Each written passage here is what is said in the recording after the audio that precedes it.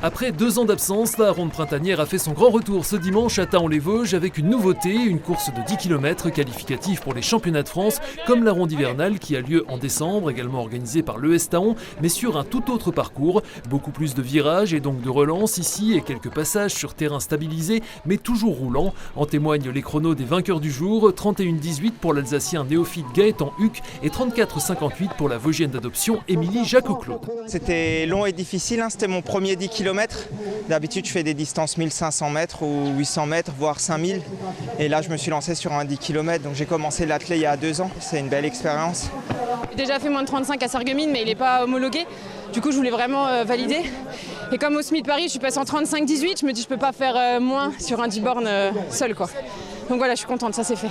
Et donc là, vous repartez pour un SMI alors?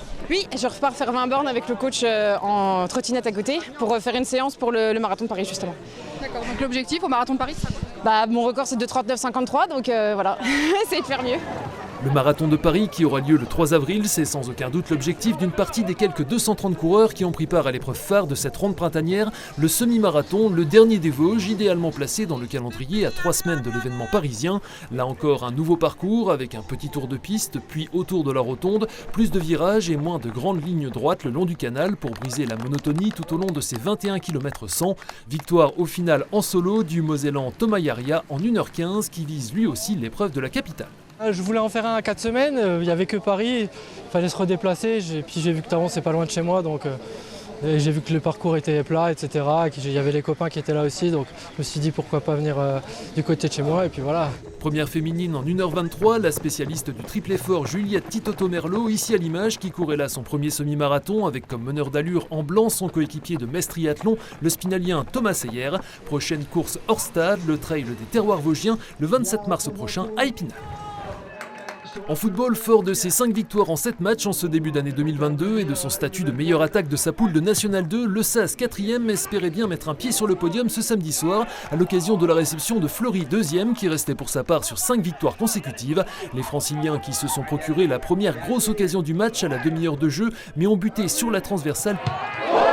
En cette première période, la réussite était du côté des Boutons d'Or qui vont ouvrir le score dans la foulée. Ismaël Camara est à l'affût pour reprendre de la tête un ballon qui surprend le gardien visiteur. 1-0 à la 31e minute.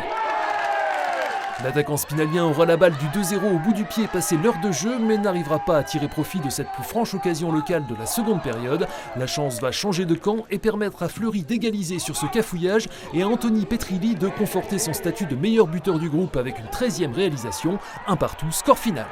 C'est vraiment difficile de produire du beau football sur ce truc qui est tout sauf un terrain de foot, à mon avis. Donc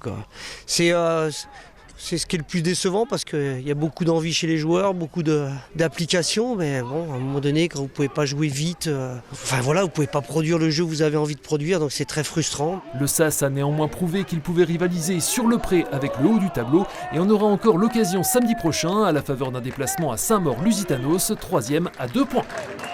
Enfin, en volleyball, 2/2 pour le SAS qui a enchaîné samedi soir une deuxième victoire à 3 points en 2 journées de play-down. Succès 3-1 face aux joueurs de Belin et heureusement car les Spinaliens n'ont pas trop de marge de manœuvre pour l'instant puisqu'ils n'ont que 3 points d'avance sur le premier non relégable mais sont aussi à 3 longueurs de la tête du groupe occupé par Beauvais, leur prochain adversaire samedi dans l'Oise. Nous y reviendrons plus largement ce lundi soir dans l'émission Côté Sport avec le central spinalien Léo Glovax, également invité la chef de file de la marche tricolore Clémence Beretta de l'Athlé Vosges Entente Club, sans oublier Valérie Tuaillon de Vosges Matin, première diffusion à 19h.